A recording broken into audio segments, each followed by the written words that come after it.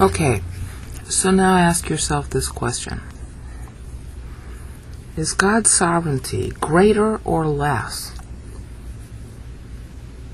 in terms of function and scope if Christ only pays for some sins? Think about that really hard. If Christ only pays for some sins, then who's doing the paying for the sins Christ didn't pay for? That's been a big conundrum in Calvinism for 500 years. And they never come up with an answer.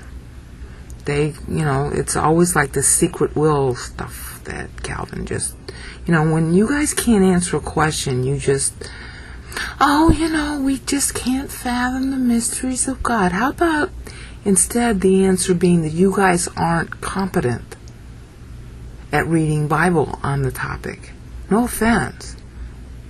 But in essence, you're blaming God as if He didn't tell you the answer in Bible to these questions. We just can't fathom the secret will of God. We shouldn't question. We don't have the right to question. That's a cop-out. God provides the answers in Bible. How come I know them and you don't? I'm sorry. But it's been 500 years. It's about time you started going back to the drawing board. Does God get paid in hell if all sins weren't paid for? If the answer is yes, and that's the argument you guys are trying to make, then why did Christ have to come in the first place? If even one sin could be paid for by burning in hell, then we all ought to be there, and there shouldn't have had to have been a cross. Do you get that?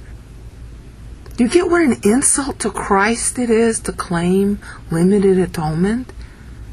What, Christ didn't want to pay Father for all sins? Of course He did. Well, was Christ unable? Well, that would mean the Holy Spirit wasn't omnipotent to sustain Him that long. Well, was God the Father somehow less than holy that He didn't deserve to be paid for all sins? See, either Christ paid for all sins, or He didn't pay for any. Because if there's one person in hell that can pay even the slightest jot and tittle of his own sins, then you're saying man has merit, which is the opposite of what you mean to say. You don't mean to say that. Yeah. So one of two things is wrong here. Either atonement is unlimited, and you guys just need to go back to the drawing board and fix that, like fixing a broken window, no big deal. Or there's no Christ, and all of your claims about sovereignty and grace and man's merit are all lies. There's no middle ground. Do you see that? You're not honoring Calvin, who didn't even teach limited atonement, really, according to his commentary on 1 John 2:2.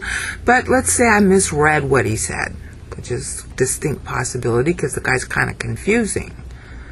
Okay, if he taught limited atonement so that the Council of Dort 50 years after he died isn't in error versus what Calvin said, if he taught limited atonement and it's not true, and it isn't true, 1 John 2:2 tells you that. I don't care what James White says.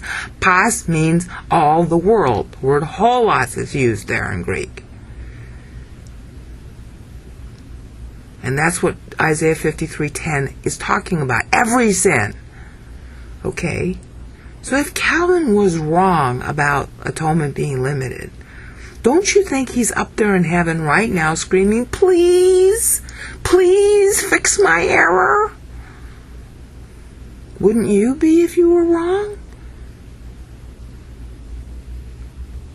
If he's in heaven now, and I'm sure he is, the only thing he cares about is God. He doesn't care about whether or not he got it right in the Institutes. He's too busy enjoying God. So if he got it wrong, how much does he want it fixed? Why do you think I'm making these videos and arguing like this?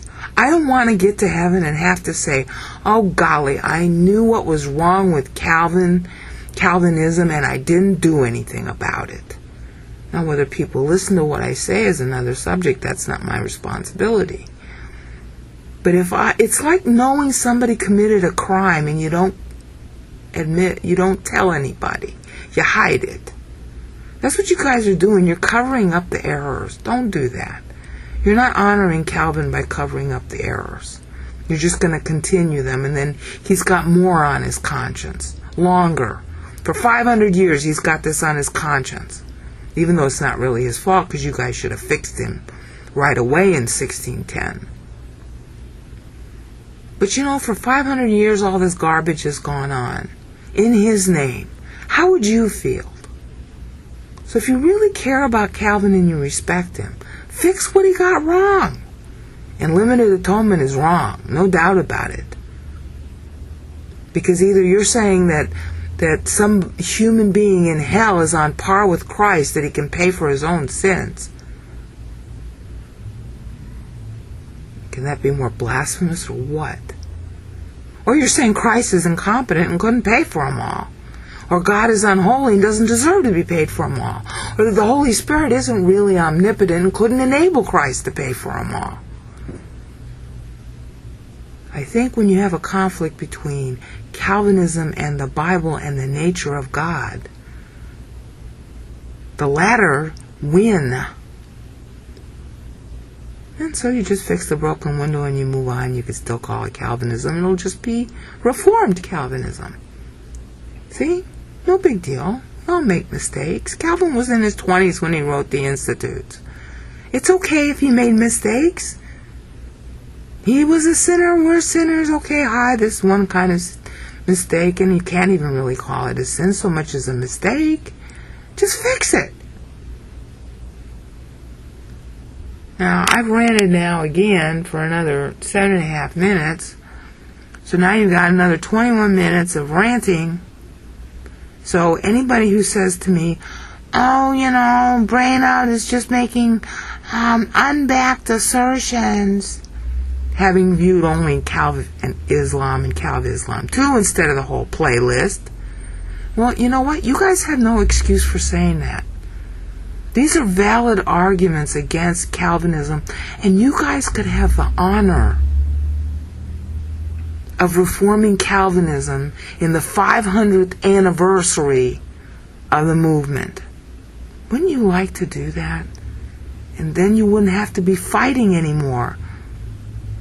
You don't have to fight to defend something that you fixed. You're only fighting now because it ain't fixed. So fix it, and now you can move on to something better. Don't you get tired of fighting all day long? Calvin this, Calvin that. Don't you get tired? We sure get tired of fighting you guys. So go back to the Bible. Review everything de novo.